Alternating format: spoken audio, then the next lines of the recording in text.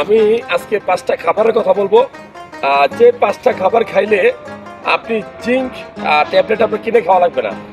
আমরা বাজার থেকে জিঙ্ক ট্যাবলেট কিনে খাই, বিভিন্ন কোম্পানির আছে, জিঙ্ক নামে পাওয়া যায়। মূলত একটা পুরুষ মানুষের পুরুষত্ব বা আগ্রহ কেন কমে জানেন? এটা মূলত জিঙ্ক, এই যে উপাদানটা শরীরে থাকার কথা, সেটা কমে গেলে, কারণ জিঙ্ক যখন আপনার কমে যাবে তখন টেস্টোস্টেরন লেভেলটা কমে যাবে। আমরা বাজার থেকে যে জিঙ্ক ট্যাবলেটগুলো কিনে খাই সেগুলো আসলে টাকা দিয়ে খাওয়া হয়, আর অনেক সাইড ইফেক্ট থাকে। আমি বলবো যে ট্যাবলেট না খেয়ে আপনি বেশি করে খাবার খাবেন। আপনি ওষুধ খাইতে চাইলে খান, সেটা আলাদা হিসাব। 5টা খাবার খাবেন, খুব ভালো মানের খাবার।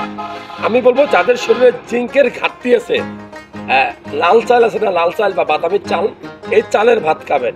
নাম্বার 2 খুবই গুরুত্বপূর্ণ, সেটা হলো মাশরুম খাবেন। মাশরুম, আমরা কিন্তু এখন মাশরুম সবাই খাই, মাশরুম খাবেন।